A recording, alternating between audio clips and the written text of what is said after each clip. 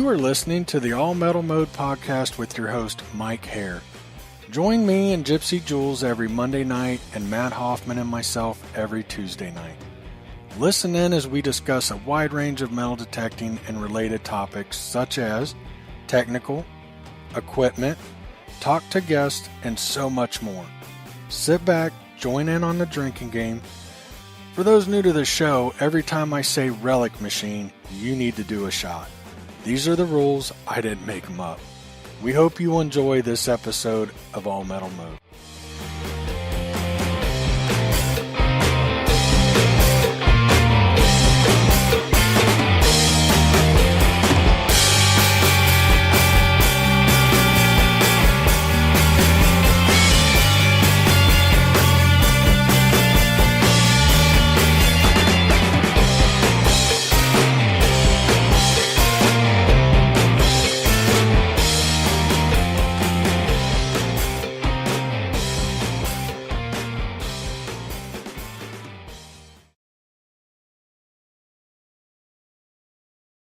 Hey everybody, this is Mike. Forgot to unmute again.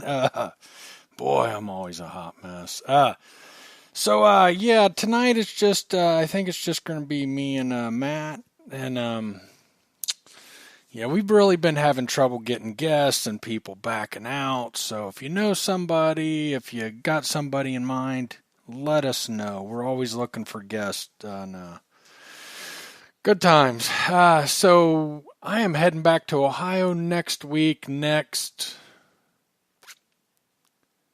Friday I leave. I'm leaving for Ohio next Friday. I'm going to go see my friend Bruce Tandy, Simply Steel Designs. If you get a chance, check him out. They make some really cool metal signs. I think when I'm back there, I'm going to have to make me a couple cool metal detecting signs. And I'm really looking forward to my Ohio trip. I need it.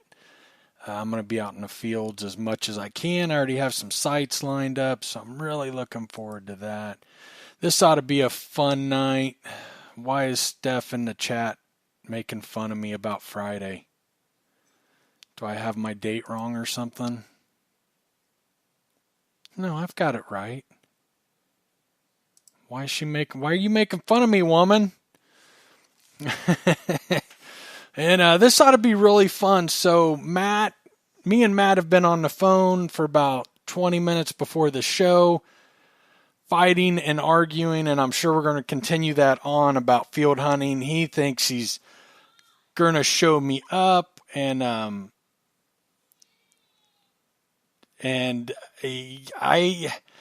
my thing. I really messed up what I did when I took him field hunting last time. I threw a large scent out in the field. I felt so bad for him, and now he's got a big head. But he's making me feel. If you believe that story.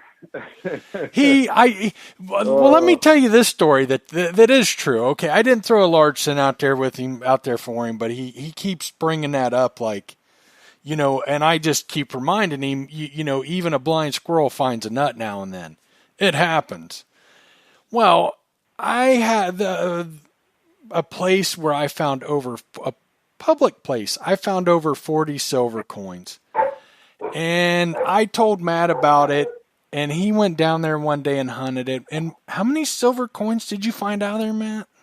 With your big 26-foot coil that you say gets great depth?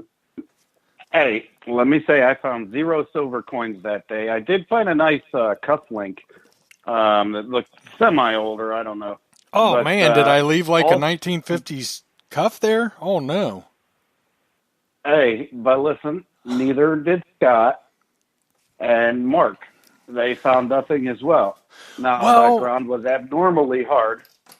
Well, what I find especially embarrassing is that Scott's been back there with his AT Max and found a Barber Diamond like 10 inches. He's been back there, and guess what? He also, when I called Scott and talked to him, he also said, man, the ground was super soft and loosened up. But see, I hunted it dry a bunch of times and still found silver. You act like it took all your depth away. And yeah, you got all the 2 and 3 inch coins that were just barely under the surface. Oh, Okay, so all them deep please, ones, when it's please. super dry. Now wait, you just proved my point. You said Scott found a dime at 10 inches. Okay, so when it was super dry, he didn't find that dime at 10 inches. He found it when the ground was wet. And I hate when I'm right. It just sucks being right all the time. Hold on. Oh man. Hold on. When are you right? I mean, I'm right when I'm not wrong. I found, okay, first off, a silver coin was never less than 6 inches out of there. Never. And they were Okay. closer to 8 and 10 inches, and I pulled it off all the time with my CTX. I don't know. Like, you I went couldn't down there even for. dig a hole 6 inch. I couldn't dig a plug 6 inches that day I was there with even with a big shovel. Ooh, you're weak, aren't you? Yep. I learned everything I know from you. Evidently, because I dug in there in the summer and everything else. You know what I think we need? We're going to need like almost like a boxing match. Like we need a ring announcer. We need like some. We're going to have to have like. No, here's the thing. We're gonna need a personal announcer to. No. While we're we out don't detecting on this showdown. No. What we need is you just need to quit talking trash, and I'll teach you. I'll show you metal detecting and how to do a field, and then you'll know, and then it won't be so embarrassing for you. Okay, I believe that you're entitled to your opinion, even though it's wrong. Right. And yeah, see, the real talking of trash is going to come from you, because when you're done at the end of the day, that's what you're going to be pulling out of your pouch. It's just a pile of trash. And, well, I mean, you can put your money, listen, I'll be willing to accept defeat if it happens, but I generally won't run my mouth unless I'm confident. And you think, hold on, you're pretty confident that you're going to do better in field hunting than I am? Yes. I haven't even taught you that much yet. I think you're a little overconfident. I've barely spent any time with you yet. I said, we shall see. Only time can tell. The future holds the answers to my truth. Now, in reality, I don't think it'll be a one-sided affair either way by any means, but I truly do believe that you're going to be like, wow, this kid runs his mouth because he can. I'm telling you. I feel like at the end of the day, I'm going to have to be like consoling you and letting you cry on my shoulder. And it's okay if that happens. It's okay. Nobody will judge you. It'll be okay. I think we need to get Elizabeth Mueller back, because you're clearly delusional. I think you might need to go see a doctor. Well, I mean,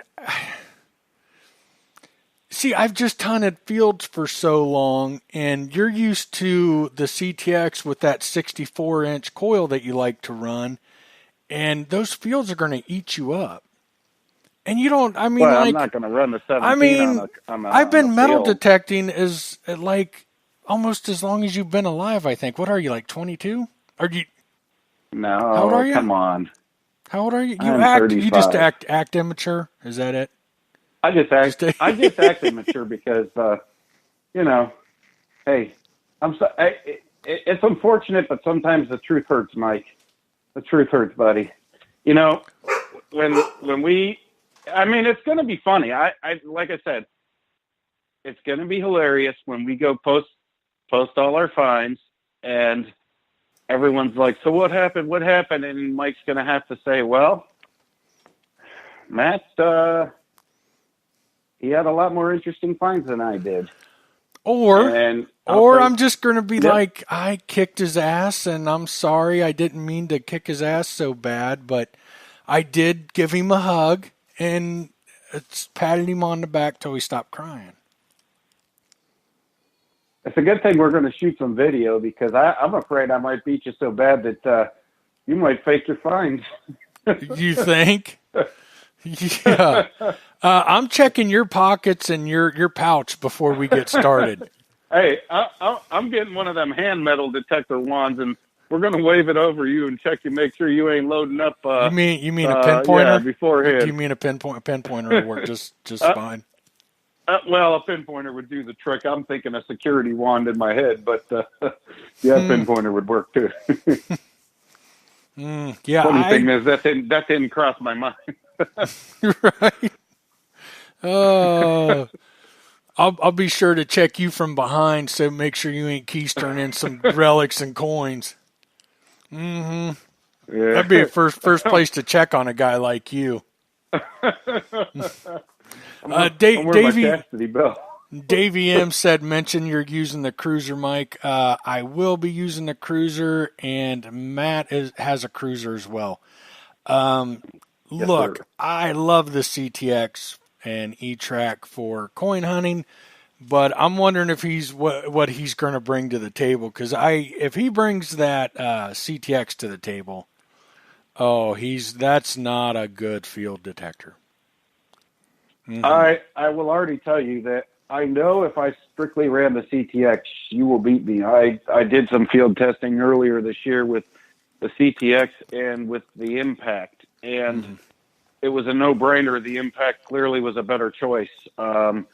Even if you ran it into two-tone ferrous, recovery fast, recovery deep off, the Impact was a better choice. There was really, for me, no comparison. So what I'm bringing to the table is going to be the Impact. Well, I'm going to have the cruiser. Whether I use it or not, I don't know. I'm probably going to use the Impact, and I'm going to have the 3030 there for backup. So that way when I get like super ahead on Mike, I'll just start detecting again with the 3030 so he can maybe catch up a bit and he won't feel so bad. You know what? If you keep talking smack, I'm not going to let you use my coils.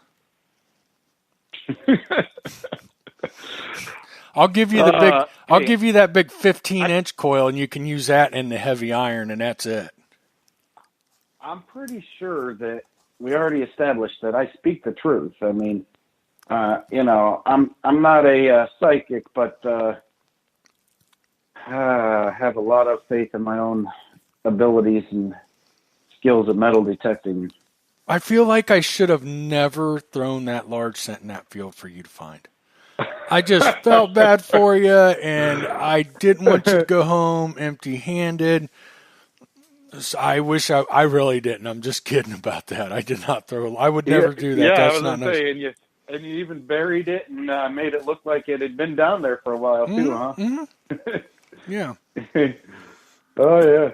Matt keeps bringing that up that we. All joking aside, hey, and it's actually that other place too. I ended up finding that pretty cool. It was part of a button. I forget what. I had ended up looking it up eventually. I figured out what it was. It was World War I or II button piece. That was where you. That other place. That's where you found. That's where you found the large scent too. No, the large scent came off of the second field. That property, the second field, yeah. Mm-hmm. Yeah, and the other thing came off the other one, but oh, did it? Oh yeah. I don't know. What did I find? Do you remember what I found that day? Because I don't remember finding. I think I found a button or something. You found some flat buttons, a couple flat buttons, and I found a horseshoe that came off a Bigfoot. I'm pretty sure because I mean even a Clydesdale don't have feet that damn big. Huh? I don't remember that. Yeah, you don't remember that big ass horseshoe? And I threw it in the car, and you're like, "What the hell are you doing with that?" And I'm like, "Well, I might as well just add it to the collection of random stuff I got." Huh. No, I don't remember. Yeah, it was ginormous. It's like the biggest horseshoe I've ever seen in my life. I don't know where it ever got to. It's in my garage somewhere, obviously, but yeah, it's a big old horseshoe. Huh. That's cool. But yeah, you found you found a round ball or two, or you claimed to, I believe. I never did see it, but you did find some flat buttons. I'm sure of that. Listen to him. I never saw him. Yeah, those fields were hung out. The good thing is I have us some good spots lined up. I have one. Well, I have one site right now, but from the 1858 map up to like the 1880 some map, there were like 7 sites there. So it's a big field, for sure. But there were several different home sites throughout the years, so we ought to do pretty good there. I've got a bunch of stuff. I'm waiting until next week. I'll probably start calling Tuesday, Wednesday, and seeing if I can line up some more stuff. For me, I'll take you to one place and one site, and I'm gonna hunt with you. And then I'm just gonna hunt everything else without you. Send you pictures all week. Yeah, that's fine. No, I want everybody to realize that clearly Mike and I are I'm just joking with Mike. I'm not truly an arrogant prick like I'm coming across as. I am going to beat him detecting, obviously, but right. I don't believe all the stuff I say, just some of it. Right. I'm not arrogant either at all. I mean, just with you, because I've detected with you, and then I sent you to that place and you couldn't find any silver. So I'm just like, that's not that good. I feel pretty confident about this trip. I feel pretty confident. I mean, if I had come across anything deep down at that place where I couldn't find any silver, I would have dug it. And literally, probably the deepest thing I found all day there was maybe 3 to 4 inches at the most. I mean, it was just like, it was, I don't know. I couldn't get any depth no matter what I did. See, Tried okay. Big coil, small coil, everything. Serious conversation though. We'll get serious now. The deepest I've ever dug stuff was on the driest days with the CTX. Look, overall, I think there is really something to that with most detectors. That the ground dry, you lose depth. Even the E-Track, to some extent, but I think even the E-Track isn't as affected as a lot of the other detectors. So I don't know. I think I hit that site good. I think there's a few stragglers. I just don't think you got over them that day. Yeah. Because I took everything deep out of there. Yeah, I mean, I think that you pounded it really well and did an excellent job at detecting it, because I've went to a lot of places in the past before where people claim to have pounded it hard, and I can easily, generally, for me not to weasel one single silver coin out of there was actually mind-boggling to me, because it's very rare that if I go to a park or a public place that has silver potentially, that I don't come across at least one, and one that's down there quite a ways that someone's missed. So, so that left me kind of shocked, and, I'd spread out quite a bit of distance on that place, and a lot of different sections and areas, and it just, like I said, it just wasn't happening. And, Mark said the same thing to me. He's like, man, I just can't seem to mark anything deep at all. And even Scott that day was having some issues. Like, it was just like, it wasn't going. Now, what's weird, to me, I find, and I don't know that I never really paid attention, I guess, so much with the E-Track, as I do with the 3030. If there's a ton of moisture in the ground, or ton of water in the ground, and it's super saturated, I feel like I don't do that well. If it's super dry, it seems to really inhibit me. But when there's, a slight ground moisture content and water, and to a point where it's, not like soggy by any means, there's certain levels of that moisture in the ground just seem to be like off the charts, and it's just explosive for me. And maybe I don't know. And maybe they've changed some things in the way that machine works. I don't know. Maybe it is the settings I run too. Although I will say out there that day I ran every program and setting that I could possibly alter, change, or, do anything with that I would normally, change up if I had some issues here or there at a certain spot, but it just was not going to happen. I mean, I would have liked to, I really wish that, I had a spot out there where I knew there was a deep silver coin, like where one was marked, and I could have went over it that day and said, man, it's seemingly not there, or yeah, I guess it is here. I don't know. That's one of those things that obviously is not likely to ever happen. I think something that I would try when the ground is dry is try to go to auto. Don't run it in manual. Go to auto plus 3. I never liked the E-Track in manual. It got real unsteady. I think you create issues running them, especially the like FPS you could detector. Be right. That's one thing that I did not do when I was there. I probably should have went back to the auto plus. Well, basically, to auto plus 3, and come out of manual to see if that opened anything up for me. Because I can generally tell, like, if I'm running a little too high or getting a little sparky, I can generally tell, especially if it's when the ground's super saturated. I seem to find that I got to come back down and run a little lower, and because otherwise, I don't know, it's hard to explain. It almost seems like, especially iron targets, start really coming in, like reading a lot shallower than they should be, and reading a whole lot different in like they'll hit a few times both ways, and they'll sound semi pretty good. Like, and they'll sound questionable, but they'll sound good enough that I'd say I would have to dig it to be sure. And so but when it was super dry, I've never tried to drop down back to just auto plus 3. I generally avoid that most places. And it seems like a lot of places I go, if I was to literally stay in auto, I would be down at like 14 and 15 all the time.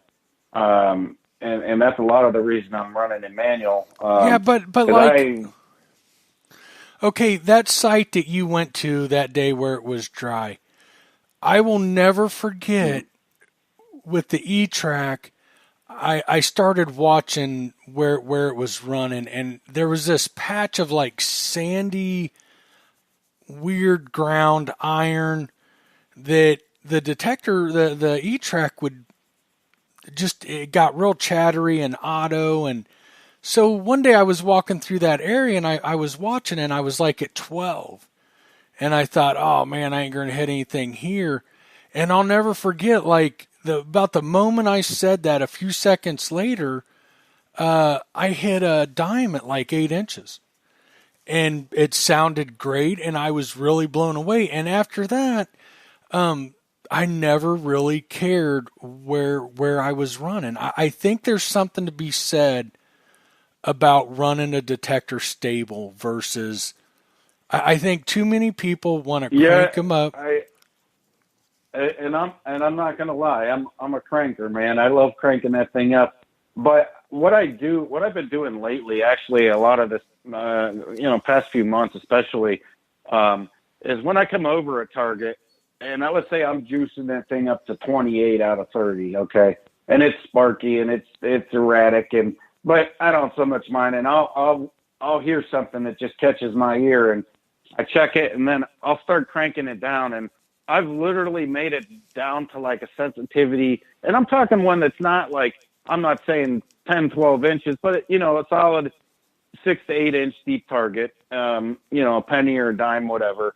And I'll crank it down, and I'll get all the way down to like 10 or 12, and still, there'd be no question I'd hear it, and there'd be no question I would have dug it. But but the problem is for me at that is that 10 or 12, when I come back down, even in auto, just not +3, like I have no, like, it's almost mental for me at that point. I lose all my confidence in finding anything that could potentially be deep in a situation like that. So that's something that I need to, just See, work when on, you I guess. like when you run in auto, okay, those detectors probably more than any other. When you're running in auto, it's taking all three channels you're running in, and it's Yeah. even an amount. So you're already potentially running one channel a little too hot. And then you go +3 and it's even worse, but the detector I think compensates for it. You go into manual, and something I noticed every time I went into manual on that, one channel it would start to get real chatty. And I think personally that you're way better running those detectors in auto. And I think in general you're better off running a detector stable than to run it chat. I don't think they're meant to work like that. I don't. Well, I think in some cases it really hurts you. I Just yeah, my I opinion. I Just my will opinion. agree. No, I think I agree with that. In some specific cases, situations, and ground settings, it definitely seems to be detrimental to you.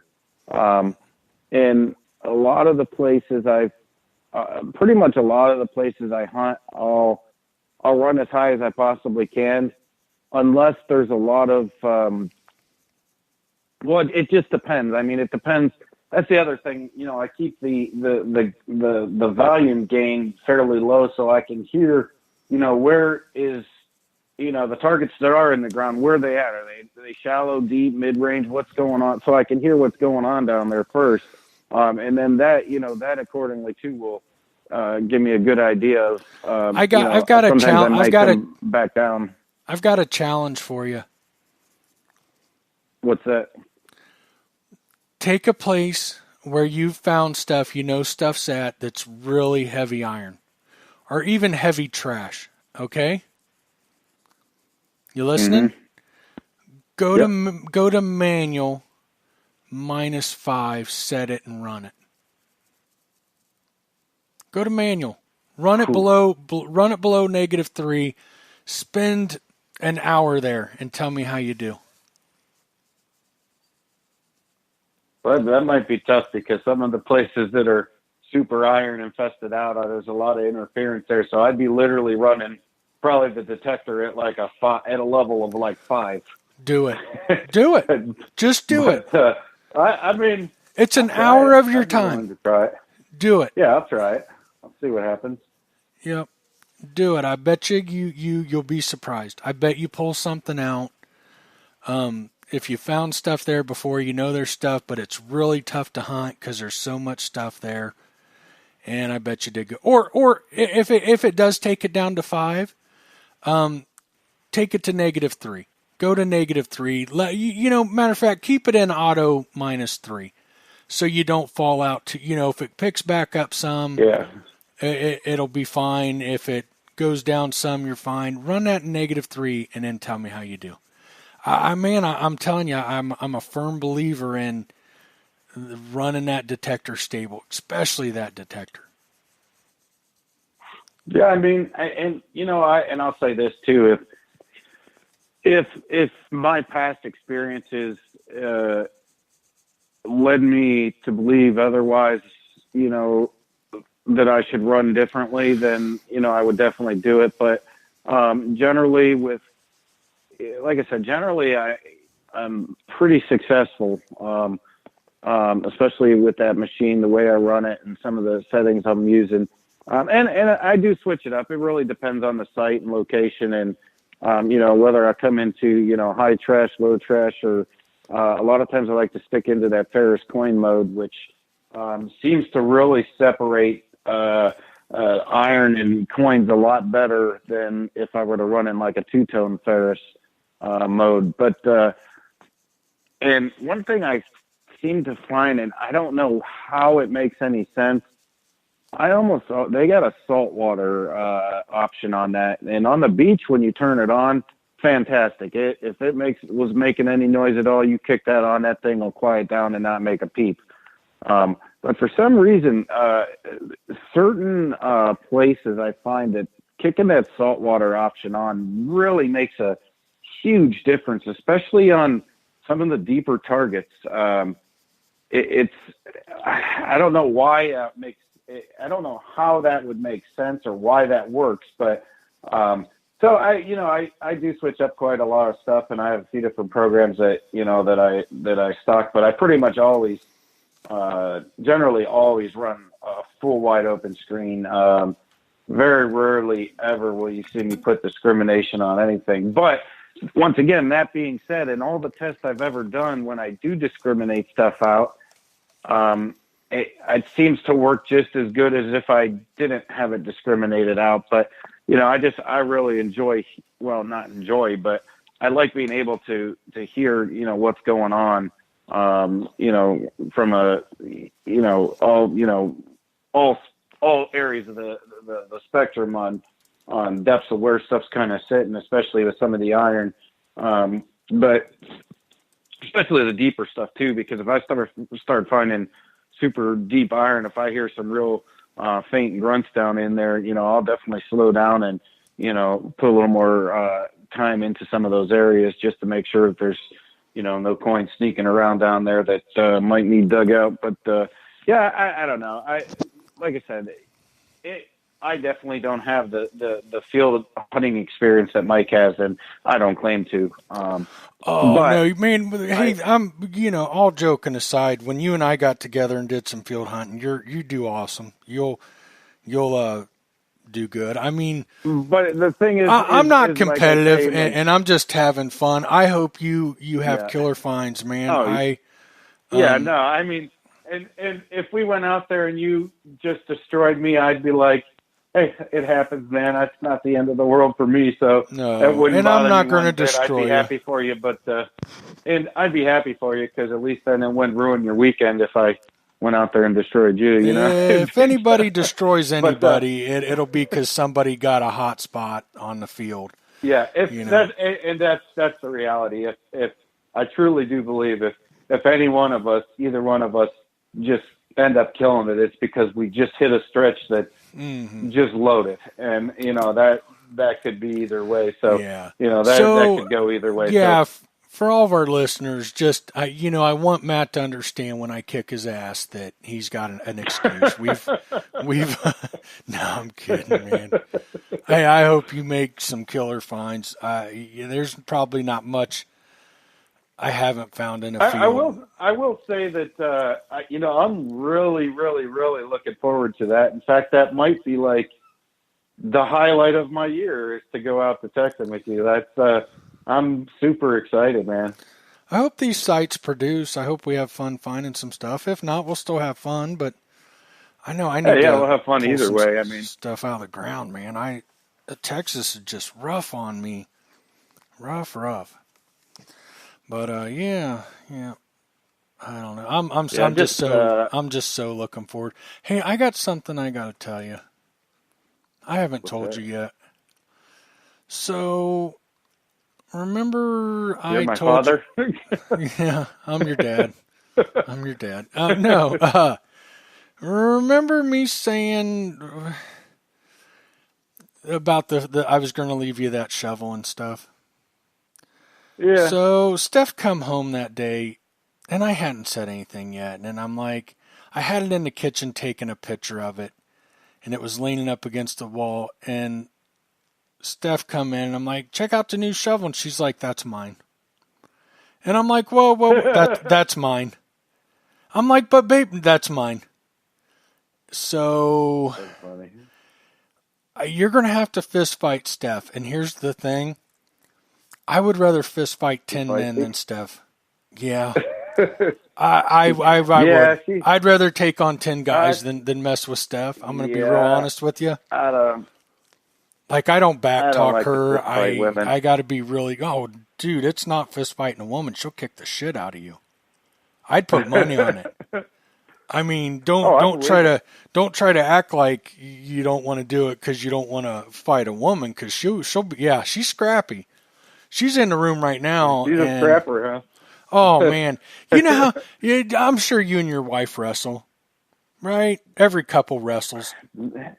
Nah. See, I've always done No. that. I mean, I grew up with two brothers. We always wrestled. Me and Steph.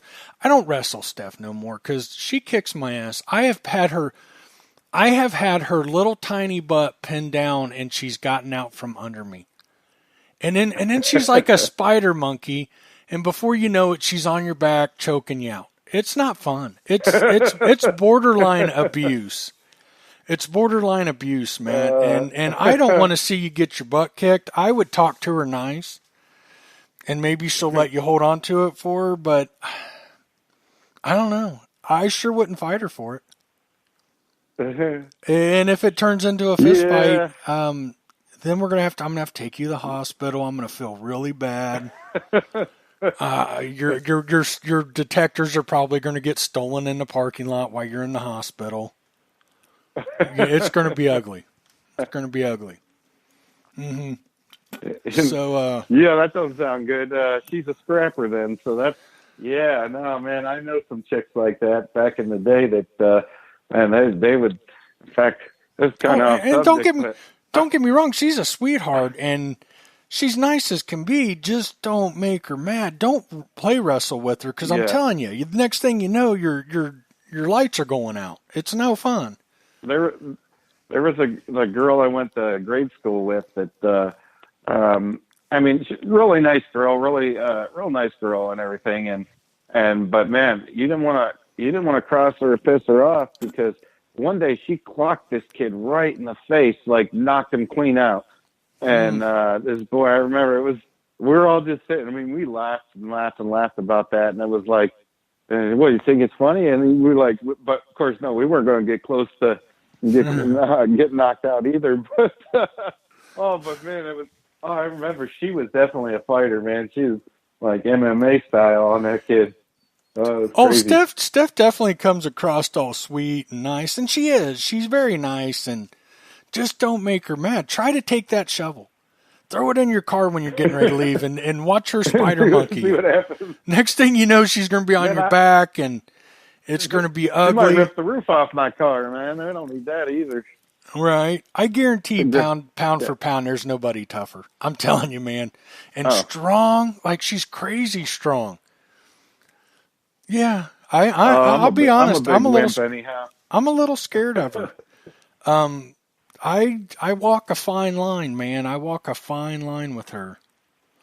So I don't know. Maybe we can throw it in your car and you can haul ass. You know, maybe I'll get her out in the middle of the field or something, and you can just throw it in your car and run. Don't stop. Make sure you got a full tank. I'll have to bring down the Corvette then, I guess. I'll have to steal one of those out of somebody, and maybe I'll get the Tesla out, and Yeah, there you go. Yeah, my Kia Soul ain't gonna cut it. no, she will hunt you down. You'll pull over in Springfield to get gas, and she'll pull up and jump out and put a whooping on you. Mm-hmm. On your back, and punching you in the neck. Mm-hmm. Yeah, I don't mess with her, man. She's scary. So I don't know what we're gonna do about that. I don't know. She claimed it. Yeah, and I tried to talk to her about it, and she just kept saying, "That's mine." But babe, that's mine. Oh, okay. And then the last time she said it, I knew it was time to stop talking. You know what I mean? Like, okay, it's yours. It's yours. I'm fine with that. Mm-hmm. So, yeah, good luck, buddy. I don't know. Like I said, if we my get daughter does. just My daughter takes something right out of your hands and say, "Mine, mine." cute. And I'm like, Olivia, that's not yours. You don't even know what it is. Mine. Mine. I'm like, Typical woman. God. Why we're on this, I gotta vent about something that cracks me up. And it's really hit me this week. I had a guy call and he was interested in a detector. I seen some different posts on Facebook and I'm just like, when did men stop being men? Like, I just talked to a guy the other day talking about buying a metal detector, but he's got to run it by his wife first, but it's his money in his own bank account. They have a joint account. They've got separate accounts, but he's got to run it by his wife first and talk to his wife. And I seen a post just a little bit ago where I think I lost Matt. Matt just hung up on me. He's like, I'm done with this. But I just saw a post today, a guy talking about having to hide his metal detector. Mike? Yeah, I just seen a post Yeah, today where a guy has to hide his metal detector from his wife. Like, when did men that's become ridiculous. women? When did that happen? When did we let women just take total control of us? I mean, Steph does it through. I respect Steph because she does it through violence. I mean, I can get behind that. She controls me with violence, and that happens. And at least I can respect that as a man. Hey, she's tougher than me. That's all it is. But I'm being serious in some ways, though. I think it's funny that these men like, I got to talk that over with my wife. If I do that, I got to hide that from my wife. Like, are you serious? Well, I used to hide a lot of stuff from my wife, but that's because I buy a lot of junk. Mm-hmm. Mm-hmm. No, I even get that. I even understand your wife. You put your wife through hell. But when you talk about buying one detector a year or something, somebody that doesn't spend a lot, and you got to talk it over with your wife first. If you can spend money out of your own account, your wife has outsmarted you crazy. at that point. Your wife has outsmarted crazy. you. You need to talk to her, get your testicles out of her purse, and take them back. I'm sorry, but that's how I feel about that. Yeah, I don't get that. I agree. Like, if you got to hide your detector, if you got to have it shipped to your friend's house and have them, you've got issues with your wife that you need to put your foot down. Look, I'm not saying you shouldn't make decisions together with your money that's joint money and stuff, but when you have your own account and your wife knows you have your own account, and that's supposed to be your money, and you're still worried about your wife finding out, that's too far. She has too much control, guys. I'm just saying. That's my feelings on it. Yeah, I've been talking to my wife. I just told her recently, I said, man, I think I need to put her in control of all my bills just because I get sidetracked and then I just like, I thought I paid that. And you get sidetracked? No. I know. And it's really causing me a lot of problems because it's one of those things where it's not that I didn't want to pay my bill. It's not that I didn't have the money to pay my bill. I just forgot all about it. I had other things going on and took precedence in my mind. And so I said to her, I said, man, you're just going to have to take over my finances and I'll just put you on my checking account. And then, I don't know. But then I'm afraid, though, that I'm going to get stuck with an allowance then of my own money. And then I won't be able to buy stuff willy-nilly like I like to do. So I don't know. I feel like you need. Over. I feel like you need to learn that on your own. Just my opinion. I think that maybe I should just do that with maybe I'll just start another account and then I'll have her throw I don't know, X amount of money in there every month that I can just spend willy-nilly and do whatever I want with. And then maybe she can keep me under control somewhat. I don't know, because I'm a loose cannon. I was at the store today and I saw this couch and I'm like, I definitely need this couch. I don't really need it, but somewhere in my mind, I know I'm going to go back to the store tomorrow and buy it. I already know it. Like, I saw it and I said, I need this. And, I don't know. I'm interesting. Yeah, you for sure need some control.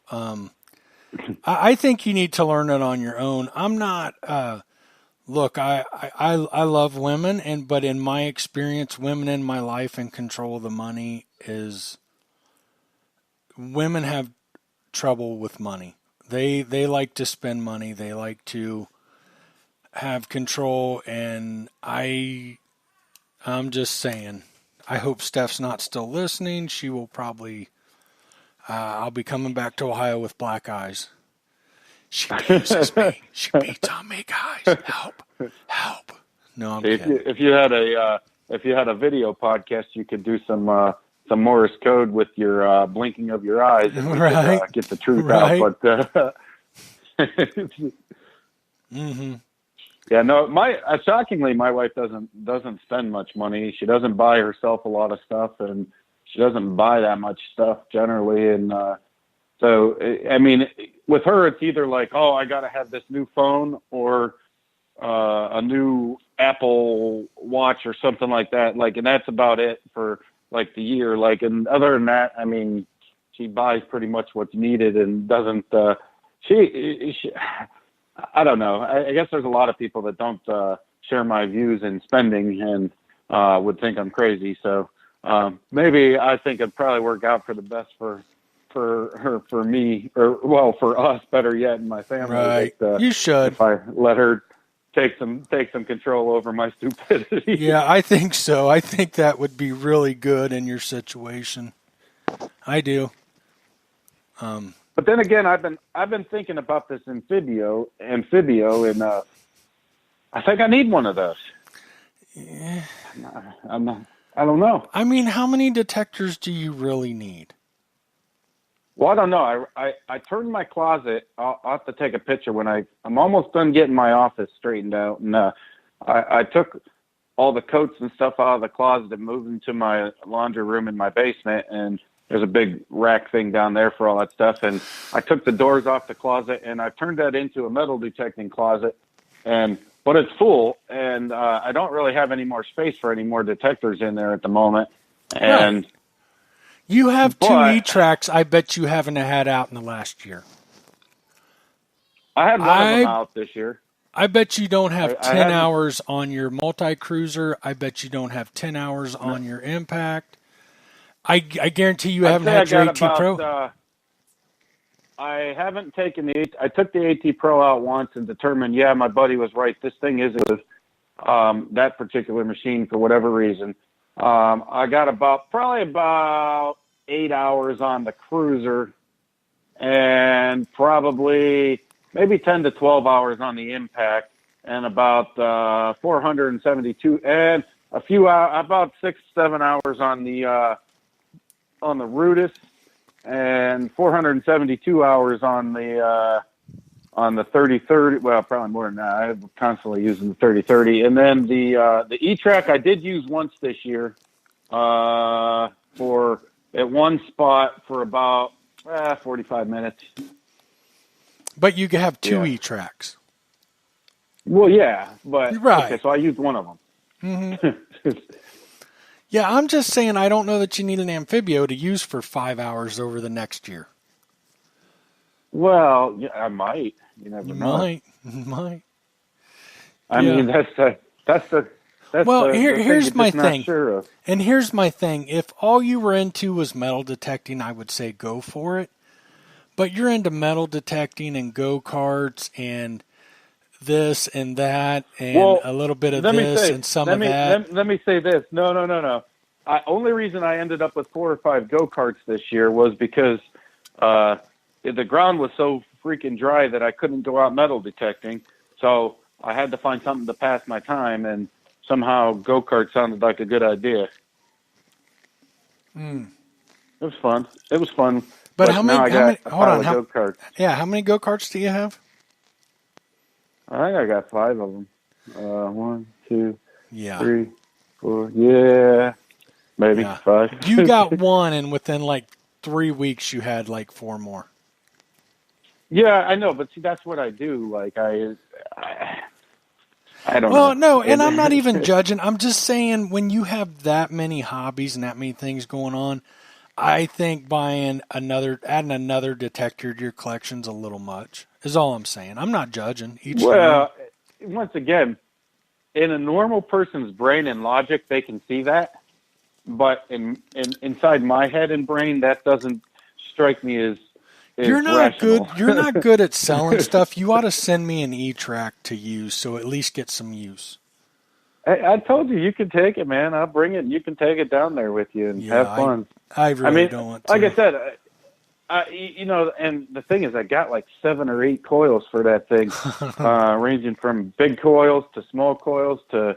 I got a bunch of cool coils and I got all on separate shafts. I got a whole pile of shafts. I got shafts for every coil, which makes it even 10 times more cool. That's one thing I'd love to have additional shafts for the 30-30, but the prices they're charging. I mean, I might have to sell my unborn child to make that happen or something. I don't know. I might have to get rid of a kidney to come up with a spare shaft. I mean, their prices are insane. Bill says Matt only has 1 go-kart and a huge pile of parts. No. He has 5 running, operating go-karts with a ginormous pile of parts. Pile of parts. Yeah. I think, because every one of them he customized and put this on it and added that, and he did this and he did that. He has 5 fully functioning go-karts. And, they all function. Yeah. And they just, and that's the thing someone said to me. They said, well, how many go-karts can you ride at any one time? And I said, well, if I'm out at my father-in-law's, I got my nephew. Maybe he doesn't want to ride his 4-wheeler. He can hop in one. The neighbor kid comes over. I got Seth in one, me in one, and then neighbor kid, and then maybe, so you need I don't know. I don't know. It's just, I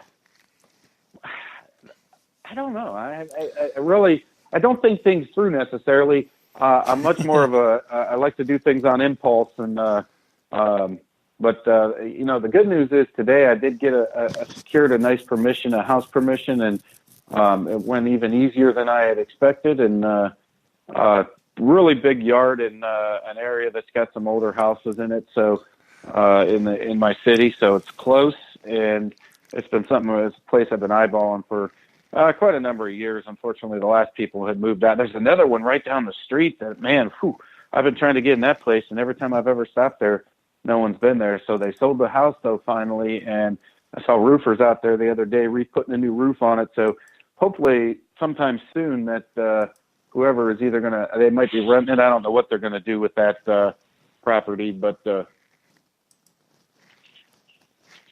yeah, good times. So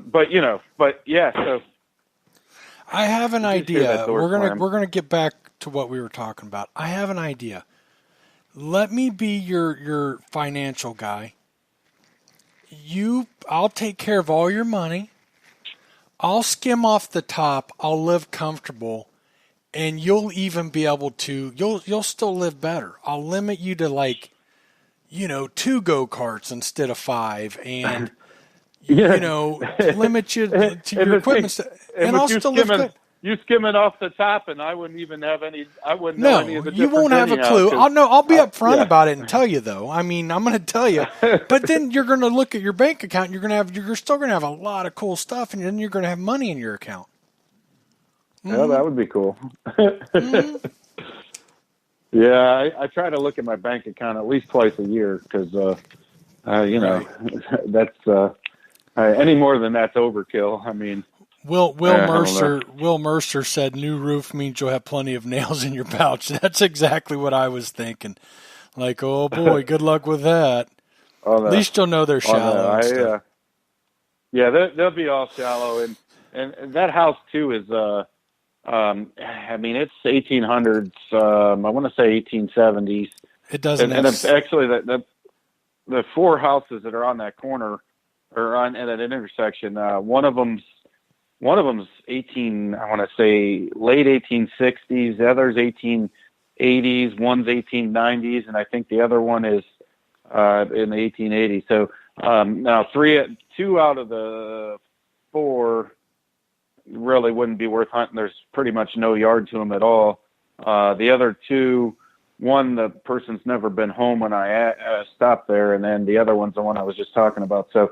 I mean, in time, especially this time of year when it gets dark so doggone early, if I only got an hour or something, if I can get out, then, it's better than not getting out at all. So Unfortunately, I'd much rather be, hitting farm fields and stuff at this time of year. But, during the week, throughout the week, if I got stuff going on and, working, at least when come the end of the workday, I might be able to get out for an hour or so and maybe find something cool. Yeah, nice. I don't know why you're not field hunting, man. I'll tell you, I've been so busy at work and with stuff I've got going on at work and in my house and just not and everything. It's just I literally have not even had time to sit down and I haven't even had time to really sit down and send you some other stuff that from the layouts, the maps and stuff in the counties. I haven't had time to even go through that. I've been so busy with just stuff and just. I'm like physically and mentally exhausted after dealing with some of the stuff from work lately, and unfortunately it's been it's sad that I really didn't expect to. Right now, if you would ask me 6 months ago what I'd be doing this time of year right now, I'd be like I would have already had a lot of places totally rounded up and ready to go and everything, and it's just. Man, I just got so much crap going on. It seems like it's never ending. And then, you got my son plays football and this and that and the other. And then now as soon as football's over, he's starting basketball. And I'm like, oh, come on, really? Basketball? Oh, seriously? But so, no, unfortunately, I'm a little upset myself in the lack of things that detecting-wise that I've been able to do lately. Yeah. And, it happens. It takes time. Doing fields, it takes time and research and all that. I get that. And the good news is I finally got a door on my office. My office comes out to the door out of the office goes out to the garage, and the other door goes into my family room and then down to my basement and to my bathroom and whatnot. And so finally I got a door on there so I don't have to sit in my car anymore and do the podcast and, right. Which is really cool. That was getting pretty aggravating for me. And especially when it was hot out. I mean, there's some days it was just like, it's just unbearable out there to, 8:00 at night and it's still 95 degrees and they're like, ooh, this is a little much. But, so, that's the thing.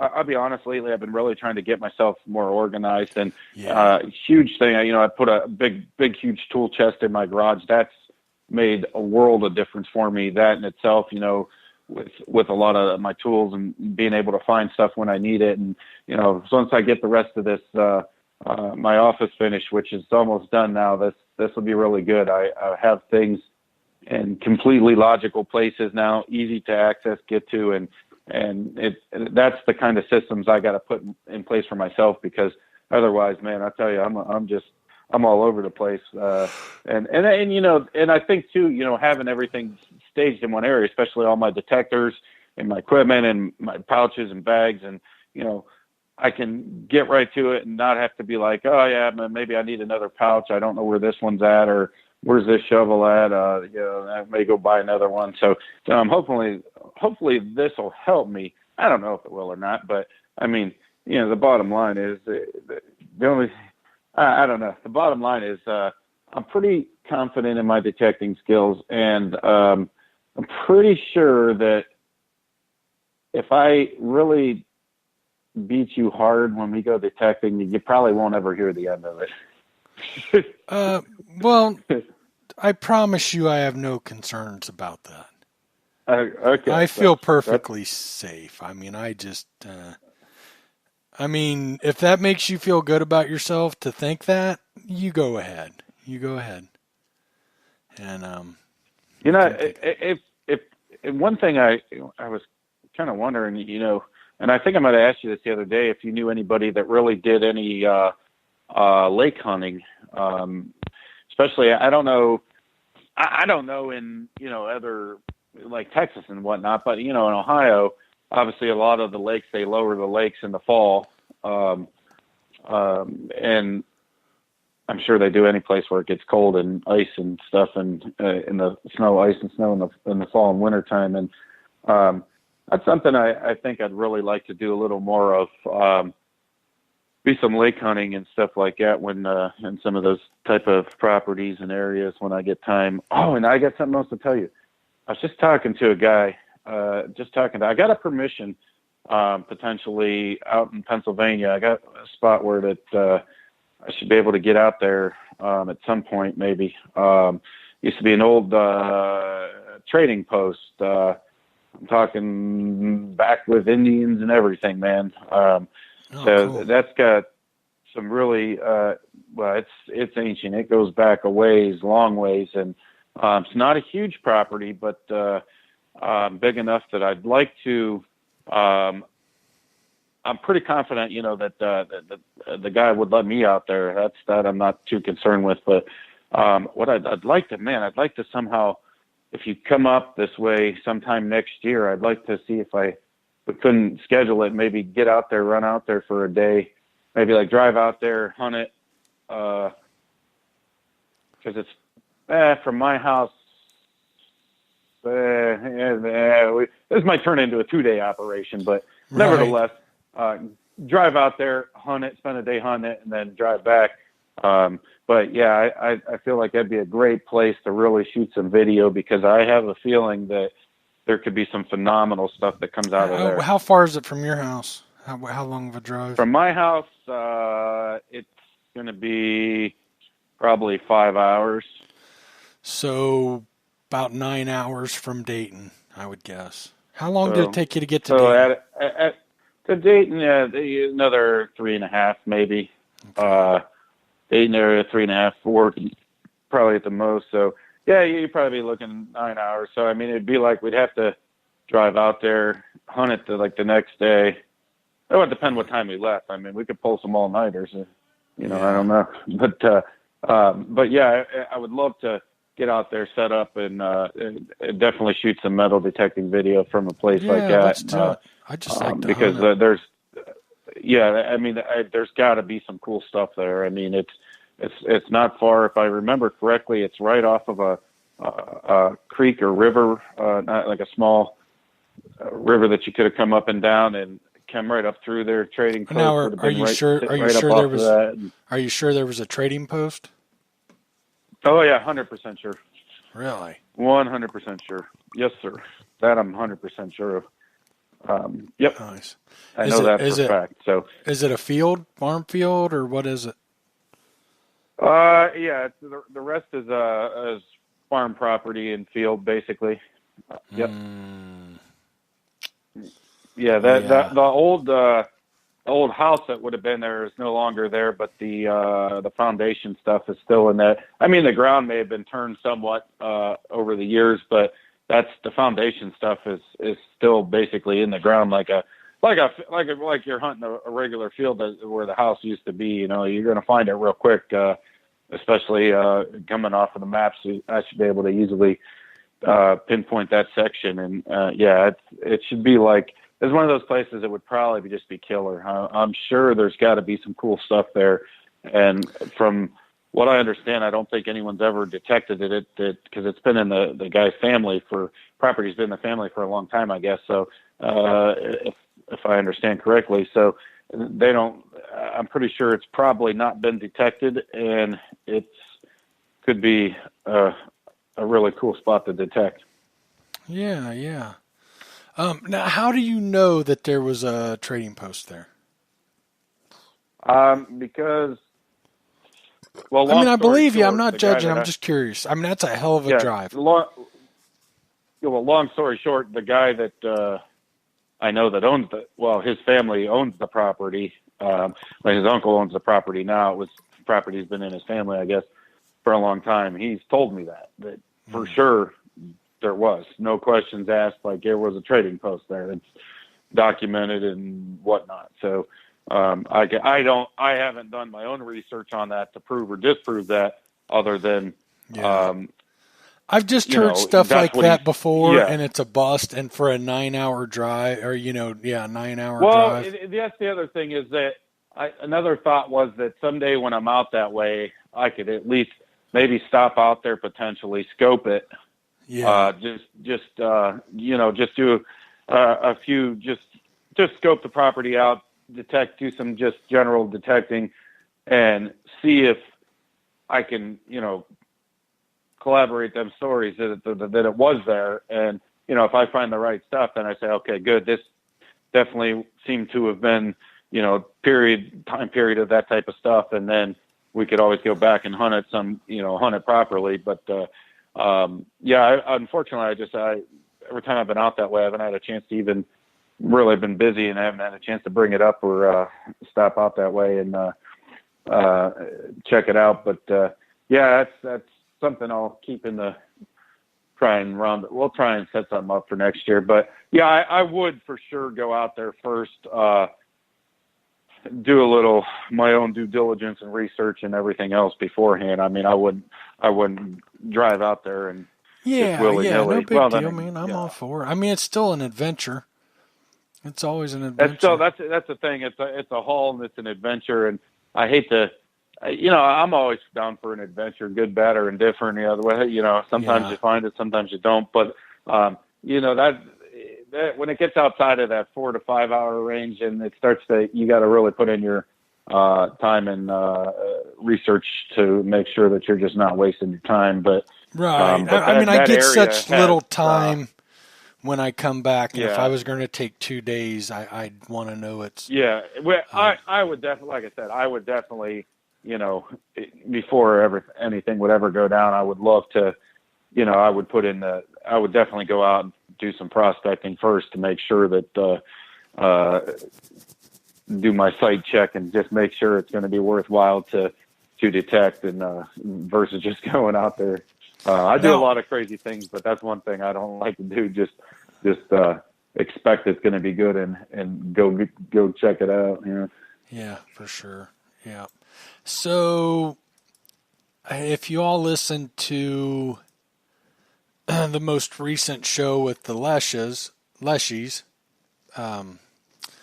they sent me a new shovel, and it's a rattler. It is definitely a rattler. That's the one I was going to leave with Matt that Steph said no deal.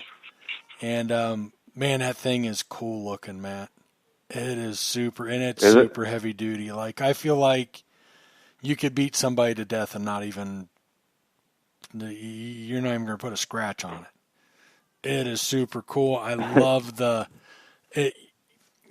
I like about both of these new ones I've got is talking to George. When you're hunting in loose field dirt, you need something that'll scoop the dirt out. Like, as popular as the Piranha is, and as much as I love the Piranha, it's not good for that. It doesn't move dirt like that. It's great for cutting a plug and flipping dirt out of there and digging in that and pulling it out of a small plug, but it's not good for moving soft dirt so much. And man, these I really like the blades on both of these. Definitely like the blades. Very cool. But it's a rattler. If you didn't catch the show, George had a couple that he's got a few little what do you call them? Like when you're welding, you'll get these little balls of metal, and sometimes they'll get like in a handle and they'll rattle. And he said he had a couple. He said he had a couple, and Pam was going to make him fix them, take the rattle away. And I said, "Ooh, I'd love one with a rattle." And he goes, "Well, the one I'm going to send you, I got to fix it. It has a rattle." I said, "Leave the rattle." It's really nice though, really cool, but it's definitely got a rattle. I like that. I think it's unique, man. Yeah, because I said Randy would definitely enjoy that if it's got a rattle in it. And, right? The win-win right there, Yeah. Jason S., he said, "Hey, Mike, has Predator Tools named the new shovel yet?" Yeah, that kind of went a little sideways. They picked a name. I forget the name they chose. Somebody did win, but they're not going to use his name because it's taken. So Pam came up with a name, and I forget the name. If you give me 1 second, I'll look it up. I think George messaged me through Facebook to let me know what was going on. But yeah, that kind of turned bad. And they did send him out a Model 85. So I mentioned the governor again. The governor's taken. He said Pam is going with Jaws. Only thing not taken. The name that was picked was the Falcon.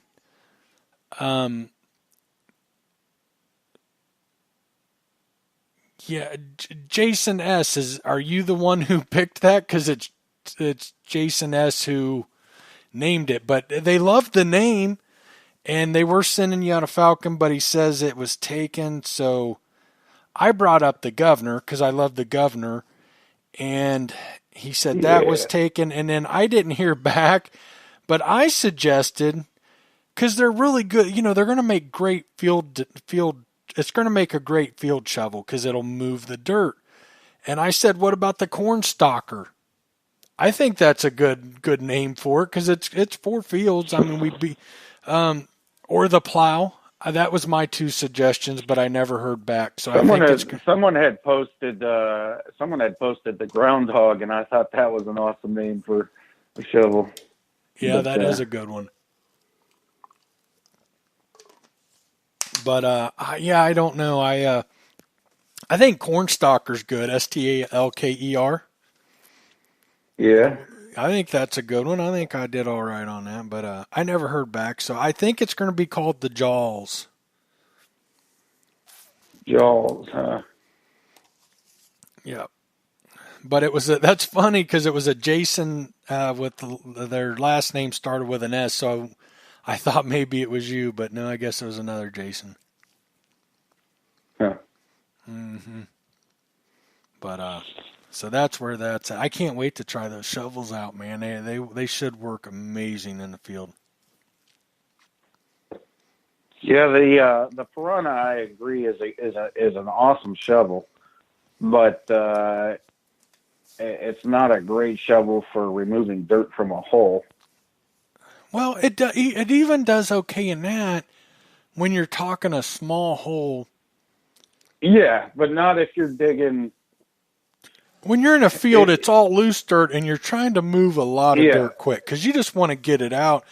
And I find with the Piranha, Scott said Dirt Reynolds. Yeah, especially with him passing. That's funny, man. I like that. Oh, that's Reynolds. Classic, man. That's funny.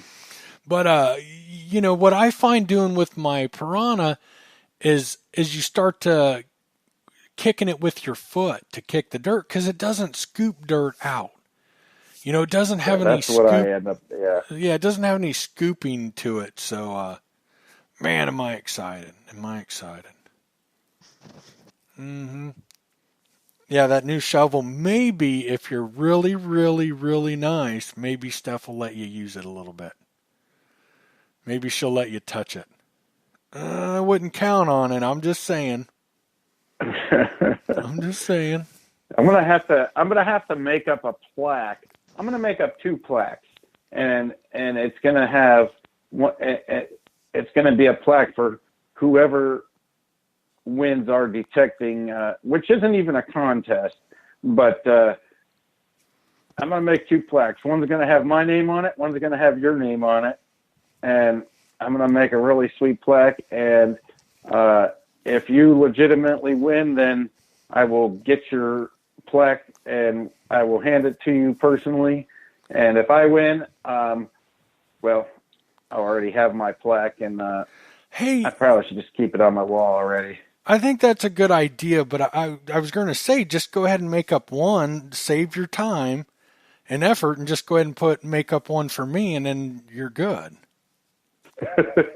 That way you don't have Did I ever show you that plaque I made for myself? It's kind of as a joke a few years ago, and it said it had the 3030 on it, and it had MindLab logo, and it said Detectorist of the Year or something like that. I forget what I wrote on there, but I ever sent you a picture of that? No.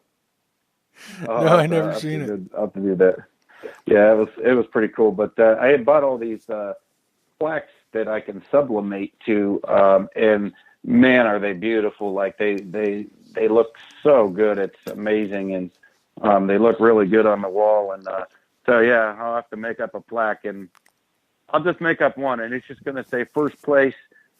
And I'll have to come up with something creative to put on it. But yeah, it'll be the battle between Mike Hare and Matthew Hoffman. Save your time, just make up one plaque. Here's the thing, that field is huge, and there's like 7 house sites on it. You beat me at one, and I'm going to go off to another one and leave you there. So I'm going to win one way or another. I mean, I'm not above cheating. I'm just letting you know that. I mean, you'll be out detecting, and you'll look around, and Mike's gone. Mike's gone. All right. I'm gonna come up, pat you on the back earlier in the day, and you're not gonna realize I just installed a tracking device to your back of your shirt. Right. You better get it quick. Mm-hmm. And I just pull out my phone and say, "Oh, either." Yep. Oh, there he's he over goes. here. Let me go snatch him up. Yep. I'm not above cheating a little bit. Just so you know. It's not cheating. It's just you're just stretching the rules to accommodate what needs to be done. You know, you never know what a site will do, but I have high hopes, being that there were so many places. It would be, any site can be garbage, but being that there was that many, specific things on the property, there's got to be something. There's got to be something cool there. Yeah, one of the sites have to produce, I would suspect. But, stranger things have happened. I mean, I've gotten into some, situations where it's like, and I am a little concerned because, like, one site is at the very back of the property, and there's houses there. And when I overlaid, it's like right on the border. So, it could be off. It was an early map. It wasn't a good map. It could be off 50 yards either way. So it might be in the house or it might be more out in the field. Another one, the corner has changed a bunch. The road's been widened. That map was pretty rough, and it kind of shows it in the road. But later on it went up to like the 1870s map, it shows it more in the field. So hopefully that's all more in the field, and that site's good. But there could be, a couple of the sites just don't produce. They weren't, because of that stuff. But we'll see what happens. I've got high hopes on that, but I'm also going to try to line up some others. So if it was, even if it's not a bust, I hope to get out a bunch. I hope to get out quite a bit. I know you're just coming down for one day. We're going to make it all day, but if I can even get out for just a couple hours, I want to get other places lined up in that general vicinity so I can go close to, where my mom lives and get out and go detecting. Mm-hmm. So does your strategy, if it's full force rain that day, does your strategy change, or you detect in the rain? No. If it's raining, we're pretty screwed. I mean, you don't want to be out in a muddy field tracking mud all over the place. I mean, if it's raining hard, I'm not in. If it's sprinkling and off and on, as long as the field's not wet, I'm in. If it's been raining and, but it's not pouring that day, we'll go knock on doors. Yeah. We'll I was just curious. Yeah, I mean, because obviously when I was down there down that way with you earlier, was that earlier this year or was that last year? I don't remember. That was earlier this year. But man, those fields were just swamped out. I mean, holy moly, it was crazy wet. Yeah, I'm hoping. Now, luckily that the 2 spots, that one section wasn't bad, and then Well, the other spot was pretty wet, but it was still somewhat detectable. But Hmm. yeah, so that would be a real bummer. But hey, if worst comes to worst, I mean, I'm all for door knocking, and I guarantee we could find. Well, I don't know. I guarantee I could get someone to let me in, let me on their property, door knocking. That's for sure. Where we're gonna be, actually, where we're gonna be at, that property has a house from probably the early 1800s on it. The problem is, and it's a big house. I mean, I think there's like 5 chimneys, something like 4 chimneys. Wow. It's a big house. And it's early, and eventually someday I'll get to hunt it. The renters are, I've heard, are a little bit strange, but the same people that own that property own a couple other, or at least one old house, and then right down the road from where we're going to be, I've got some different sites we can. There's several places we can hunt and door knock and stuff. Yeah, well, I mean, we'll make it work. Hmm. Man, I was telling you, Mike. I don't know. I didn't send you, but that.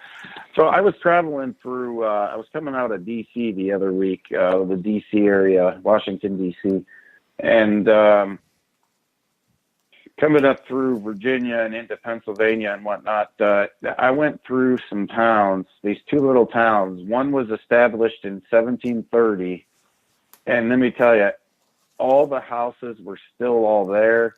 These super, super old stone houses. And oh, it was just beautiful. I mean, it was absolutely amazing. And then the second one sat right next to a river, a small river that went through, and that was established in like 1736, I want to say, or 1738. But man, I tell you, some of that, I could only imagine, with some of that, how cool some of those type of places could end up being with, especially being that, a lot of times places like that, when especially bigger cities, they, things get torn down and built over top of, and rolling through that stuff, man, it looked like it's just as preserved as it was the day it was built. I mean, it was absolutely beautiful.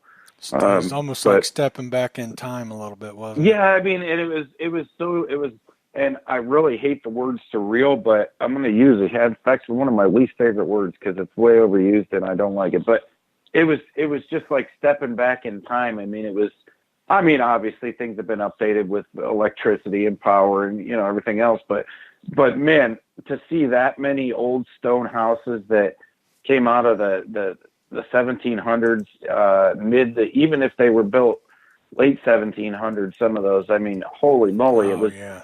it was absolutely amazing. It was just really cool. I love when my GPS takes me random, gives me random back road directions sometimes, because I end up traveling through some of the coolest areas. And man, it was one of those things too. It was like, I would have loved to just stop and take some pictures if I'd had time, just take some pictures of that town, because it was nothing like I've ever seen anywhere. It was so well taken care of, and yeah, it was amazing. It was really cool. Real quick, I'm posting that new shovel. Now, I got to tell you, I posted it out on all metal mode. If you go out there and look at it, something I got to tell you, the reason I hadn't posted it yet is I don't like the picture. The picture, it looks out of proportion, but it's not. The D handle looks huge and the blade looks small. It's not. It's just the angle I took it at. But if you want to see that new shovel, take a look. It's out at all metal mode. I just posted it, but man, that thing is cool. And I don't know why the picture's like almost distorted. And then hanging off the handle, George sent me two the sheaths for the blades, and one of those are for you, Matt, Oh, sweet. for traveling. He sent me two of them. Yeah, they're crazy nice. I love the leather, but that handle is so heavy duty, so heavy duty. So yeah, if you guys want to see it, it's the Model 45 Hornet, and it's out on all metal mode.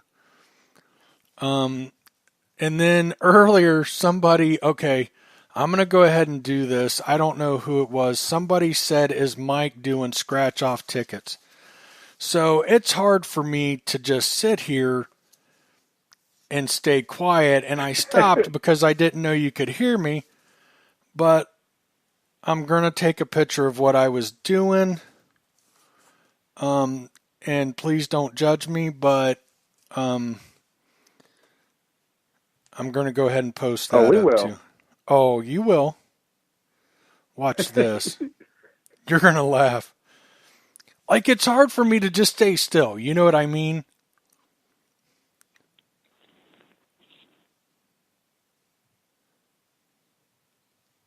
Hold on.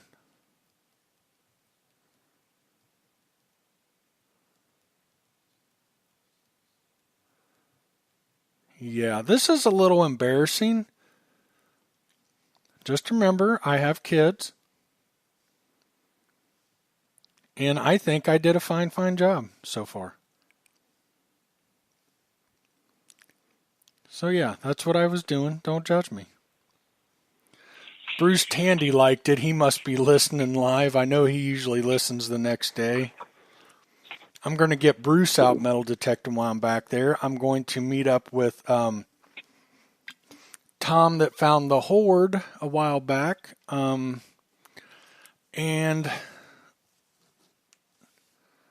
I'm going to meet up with, of course, that Matt Hoffman guy.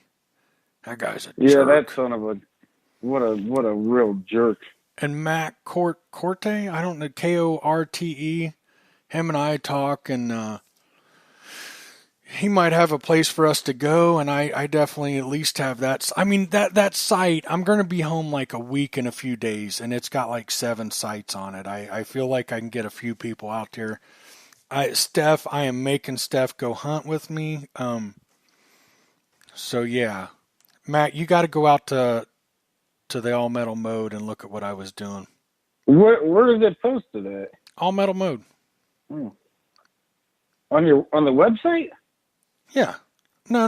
Or, on Facebook. Or on the Facebook page. Come on, man. All right. I was like, I was confused. Yeah, right, you guys are so. I'm so going to get judged, but I had to do it. Whatever. I don't care. All right. Let me see what I'm getting there right now. All right. Let's see. Oh, why didn't it? Oh, dear God. Yeah. Well, I was thinking a lot of things. I'm like, man, what was he using? Like, what was he possibly be doing? But I didn't know you guys could hear me. I wouldn't have come up with it. I didn't hear it myself, honestly. But once you said that, I'm like, I wonder what he was possibly doing. But that's funny. Oh yeah. Well, at least you can color in the lines. I mean, You're not totally. Right. I just happened to look over and there's a coloring book beside me and crayons, and I'm like, deal. That'll work. Yeah. I have to say this. When you're like, you ever go to a let's say you're in a seminar or a class, or you're taking notes, or you're on the phone with somebody and they're talking to you, do you generally like doodle like on your paper while someone's talking to you? Yeah, like that's what I was doing. Notepad that's what I was doing. Yeah, okay. And I've done that my entire life. And I saw a study, that's been a number of years back now. They did a scientific research study on that. And they actually say that people who, though it may seem like they're not paying attention, focusing, or listening, people who generally will doodle and stuff on their paper while they're listening actually somehow you retain more information generally than people who don't do it. I usually do, but when I was coloring that, you were talking, so I wasn't paying a bit of attention. Well, because with you, it's just, it gets womp womp womp womp womp womp womp womp Womp womp. That's what, No, I'm that's kidding. what I hear. No, Usually when no. you're talking. I believe that absolutely, because I'm fidgety, man. I got to be doing something. And I'll be real honest with you. During the show last night, I was doing the same thing. I was coloring another picture in her book.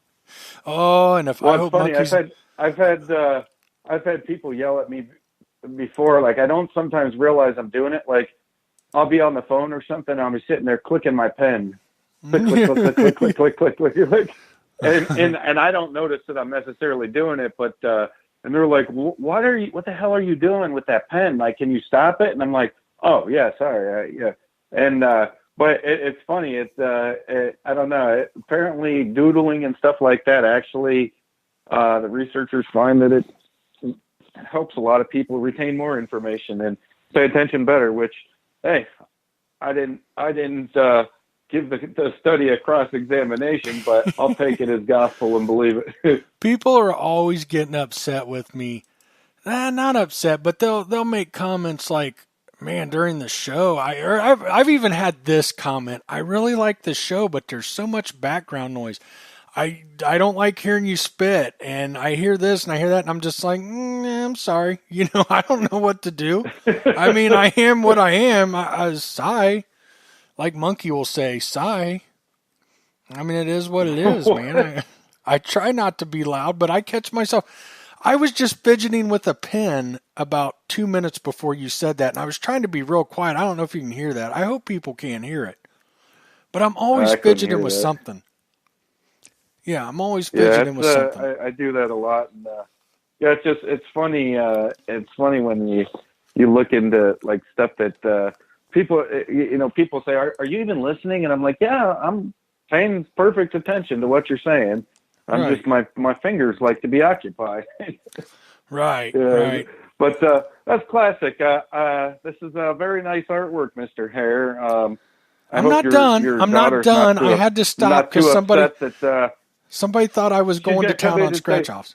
Daddy, where's my coloring book? And you're going to start flipping through the pages and have every one of them colored in. Right. She's going to start crying and be like, oh, you colored all my pictures. Yeah, but you did she'll be proud of me. I did purple hair and... But somebody thought they heard scratch-offs, so I thought, oh, I better stop coloring. I better stop. So... Yeah, that's what I was doing. I got to be doing, man, it's hard for me to just sit here and talk. I'll tell you something I want to talk about and we can't, but I want to talk to you soon about is what I've been working on. Man, I've been making leaps and bounds. Give me a month, maybe 2 months, and there's going to be a big announcement for me. Nice. Mm-hmm. Yep. I really hope so. I think I'm getting real close. Cool. Mm-hmm. Greg Weems said Terrace Hill has 4 chimneys. Greg, I have no idea what Terrace Hill is. A place that has 4 chimneys, obviously. Evidently. Obviously. Well, he's in he's in Mobile, man. He's found some cool stuff down that way, and he's got I know what it is, but it just escaped me. An old token. They used to use them like they used to. Oh man, what are they called? I don't know, but it's like, Greg, what's it called? Your token. Oh, it's on the tip of my tongue. It's really cool. I've only ever found one. And I've never seen many found a Jeton or Jayton. Oh, yeah. Mm-hmm. Yeah, those are the, I've never found one. I have some. Yeah, from I think his is like the 1600s, if I'm not mistaken. Yeah, so I was telling you I had bought, it was a while back, I had bought this big, huge box of coins that were in, they were all labeled and all in individual, like the little coin sleeve thingy-mabobber, or whatever the heck you call those. But as I was going through them, there were some really interesting Nazi coins in there, and there were some Jettons in there. He said his is 1460 to 1490. wow. You ought to bring those out and we bury them and we'll video us find them. Everybody else seems to be faking finds these days.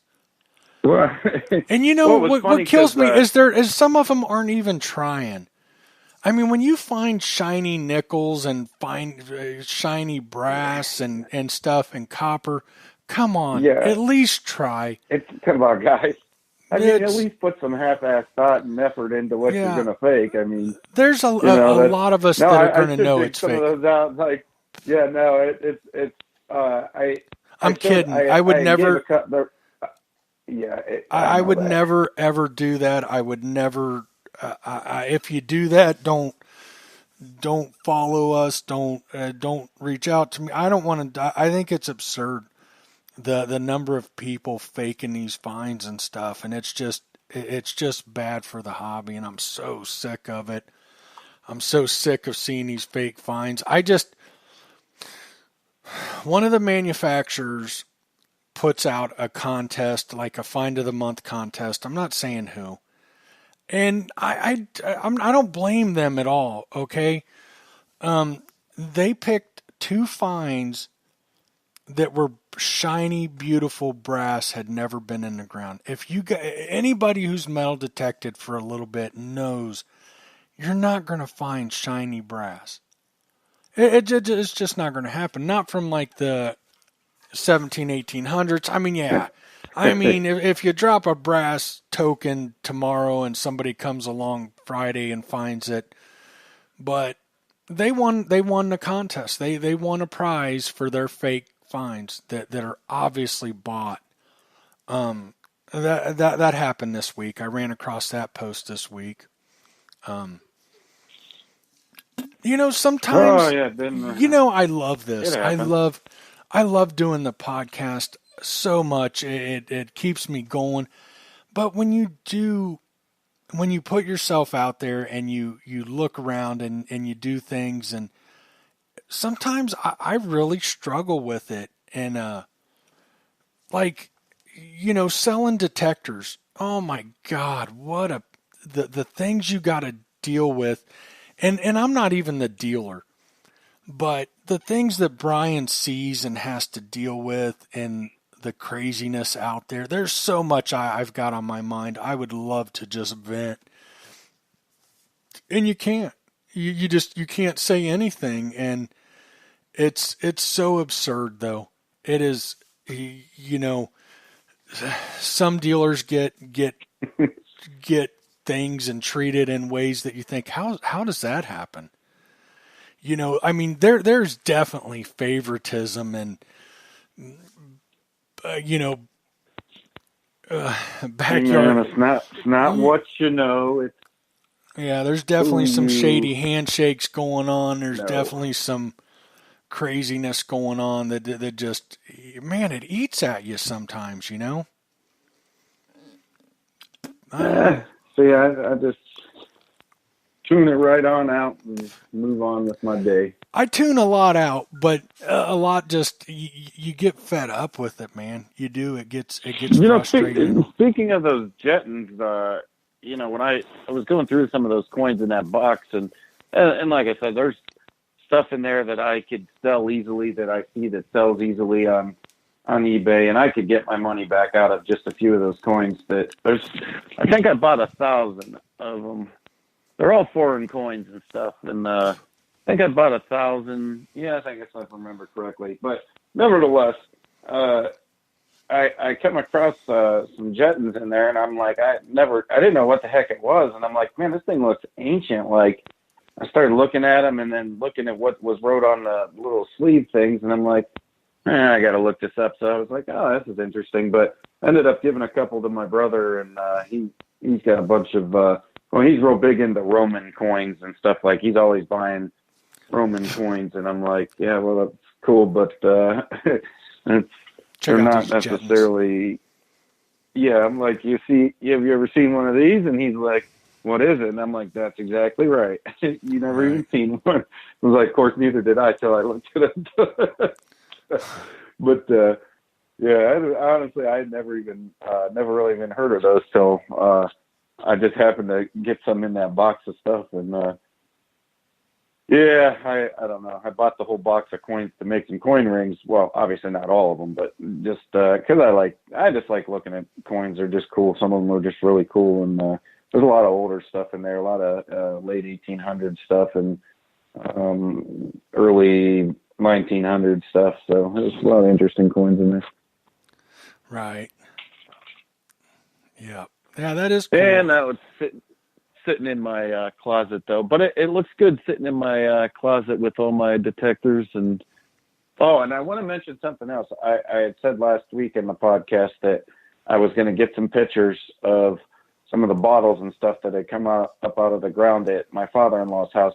Now, though I did not post them on the All Metal All Metal Mode Facebook page, I did send Mike a text message which had some hey buddy, in did you get to some of the bottles?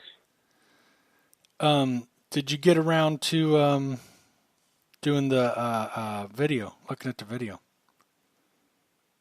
No, I did not. But in my defense, I come. What day was that? It was. What day is today? Today's Tuesday, Saturday, Friday. No, yeah, Thursday or Friday. I ended up getting sick, and I don't know if I had the flu or I was miserable, fever and chills, and on my, even my tongue got all like. My tongue's all like parched out now still, and it's really driving me nuts. And so I had spent pretty much the better part of the weekend recovering and trying to feel better. So I'm doing better now, and I won't make any guarantees because apparently me remembering to do things is harder than it sounds. But I'm almost got my office straightened out, and as soon as that gets done, I can put the video on my computer and see what's going on. Yeah, that's awesome. We're almost there. We're almost there. It's almost like 10 years later. We're almost there. I mean, you got to understand, like, I had to go buy I got to buy like 1 million storage bins, and then I bought this this big square thing that holds bins, and then I just filled that up with more bins, and then I got this thing. So I had to buy like 1 million more storage bins because I have apparently a lot of stuff in my office that needs better storage. So yeah, it's almost all straightened out now, and I mean, I feel like a new man. I got $500 worth of let's see, 1, 2, 3, 4. Yeah, at the end there, $500 worth of wooden bin storage things. A little table desk thing that was way expensive, but it looks cool, and I decided to buy it. And a new bookshelf and some other bins, and yeah. So getting your stuff in order. Just to get my stuff in order, that's the problem. Like I don't know. Oh yeah, but that's all right. It's something I've been, like I said, I needed to do, and this will help me too because this will free up my frustrations and aggravations with trying of not getting stuff accomplished because I just don't have space to do it, and so that's hopefully no more stuff, losing your detectors either. Yeah, no. In fact, they're in such a better spot right now.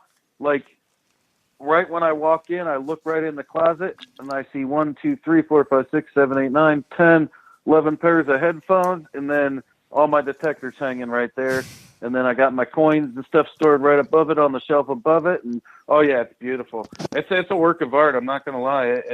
I impress myself sometimes. And as soon as I get the rest of this finished, cleaned up, and I'll take some pictures. And I even got separate little storage bin things, little pull-out bins for, battery. One's got batteries for detectors. One's got charging pieces for detectors. One's got headphone extension cords. Like, oh yeah. Hey, how's the headphones I sent you working out? They work out good. Have you used them? Yeah. Are you using in fact, what I find, what I found, I was using the one pair that doesn't have the switches on it. And I'll be honest, I'm not even sure why I originally wanted switches on those original ones because it's so much more simple to, I find that I don't ever generally shut off the the switch anyhow. I just pull the headphone off my ear. Yeah. So it's so much more easier just to, without the switch on it, to just leave them on, like have them on.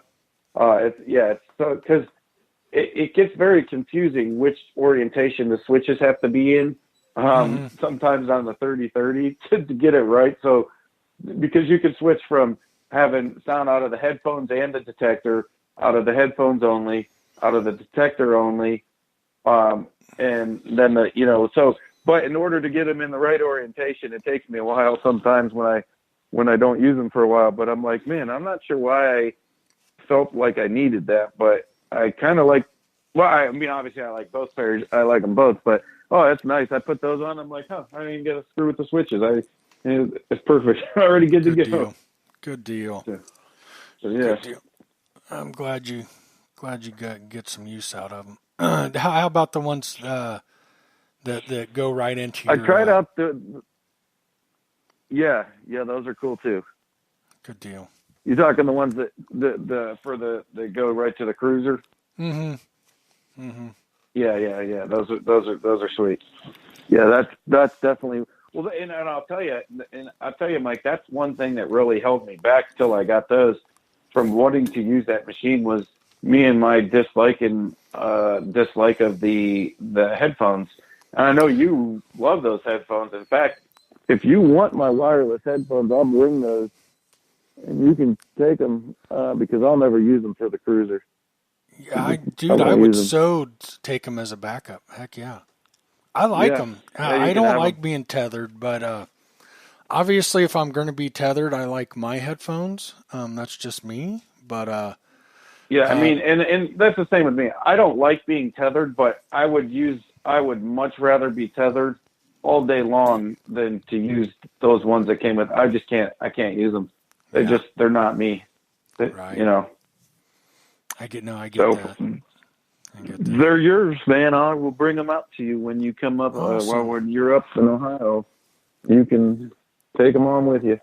Now, I don't even remember how mine the pair I made that plug right in. Is it a lot better sound to you?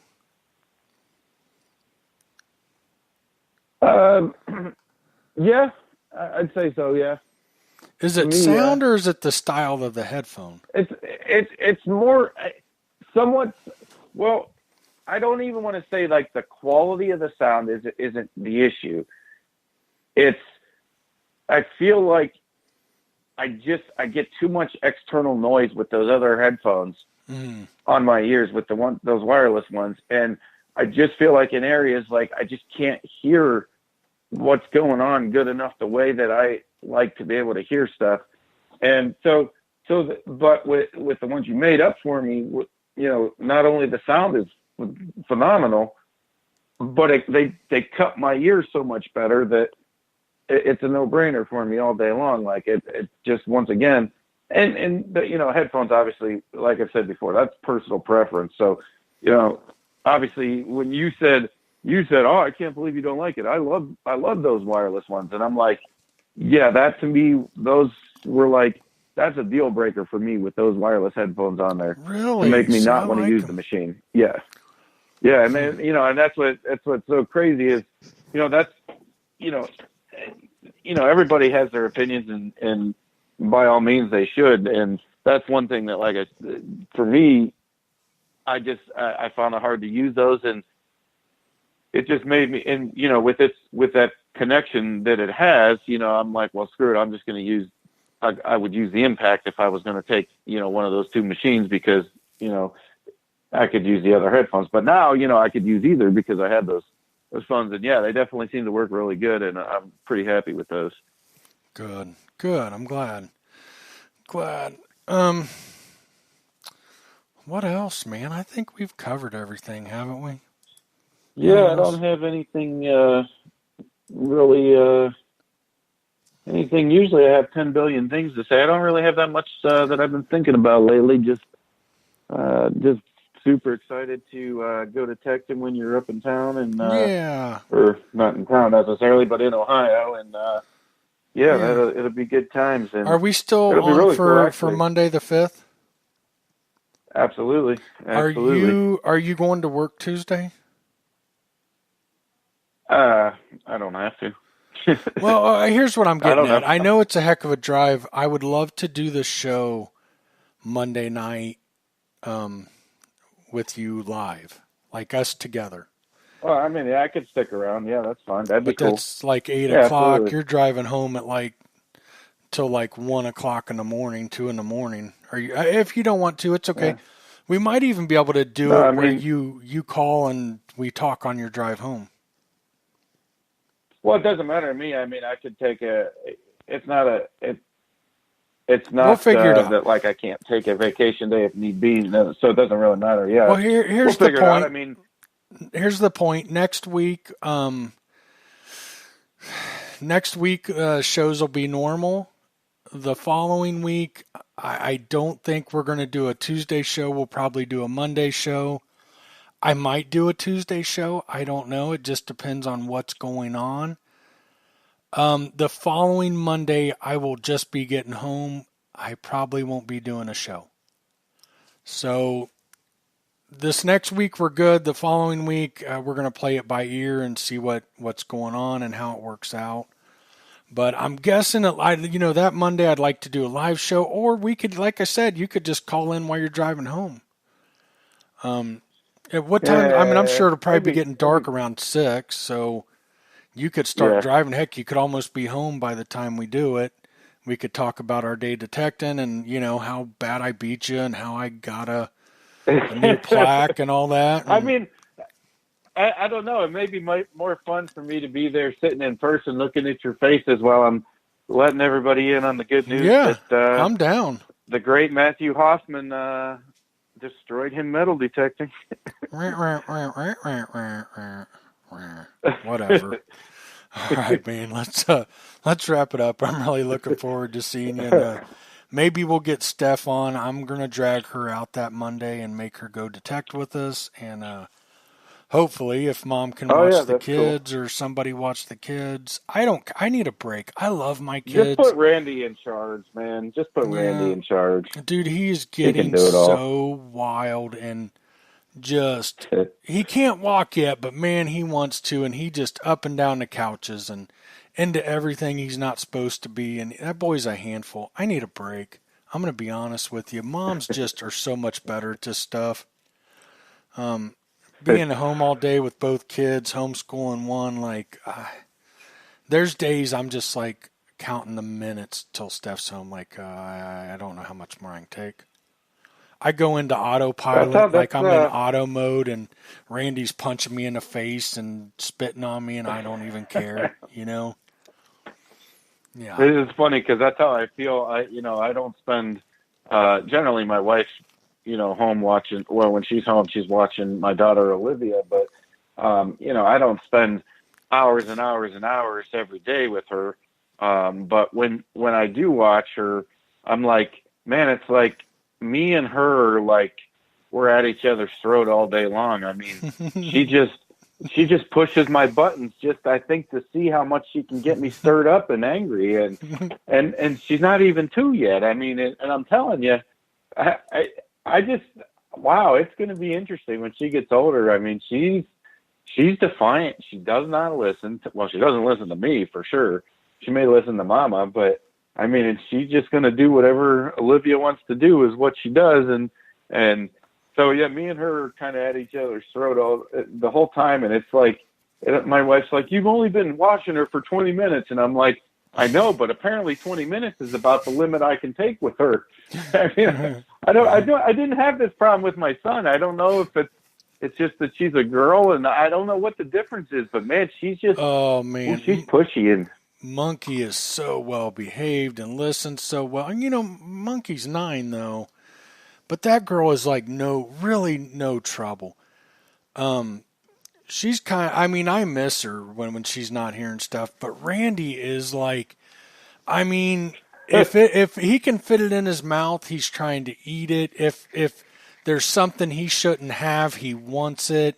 He throws fits when he doesn't get it. It's kind of rough. That's Olivia, 100%. Like she gets what she wants, or she'll just like throw a fit, and it's like the end of the world. And she's I finally got this door in my office, which is a blessing. Let me tell you, because I can lock it and keep her out of here because she just constantly come in my office and I have a lot of like, I don't know, like little gadget stuff and just trinkety type of things like, and she just opened my desk drawers and just take handfuls of stuff out of, and then it gets all over the house and it's just like, oh my Lord. And so, yeah, I am so excited about this door. I don't know what took me so long to get around to putting one on here.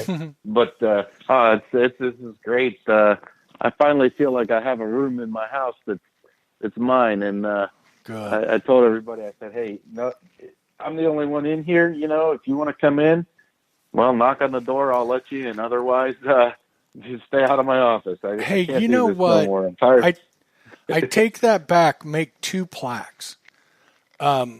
Obviously make mine that I won our competition because I'm going to win. And then make one for like the record talking. And put your name on that one. Because you talk. Put my name on it? Yeah, that's right. You talk even more than I do. I told you. Hey, I know that. I tried to tell you that. I like it. I mean, I need that. We need that on the. Yeah, we talked about everything tonight. Yeah. Love it. Yeah, see, we covered it all, man. Yeah, but you take that plaque because you win that, hands down, and then I'll give me the one for the best detectorist ever. Hey, what makes you think I don't have one starting at 1982 all the way up to 2018? One what? My plaques that I take the record for talking. Oh, you should. I've already made them for myself. I mean, you should have that. Yeah. Absolutely. Let's call it a night, man. I am getting sleepy. Right, I'm crashing here. I gotta. Yeah. I'm ready. I'm ready for it to be over. I've heard enough of your talk tonight. No, I'm kidding. You know I love talking to you and having you on, man. All right. Yep. Well, have a great one. You too. We'll see you. We'll talk to you. All right, everybody. We wrapped up another fun. I had fun. I don't know. I like when just me and Matt are on and talk, and me and Gypsy, and I like doing these. I don't know what you guys think about them. I know it's fun to always have guests and stuff, but anyhow, I hope you enjoyed the show, and catch us next week.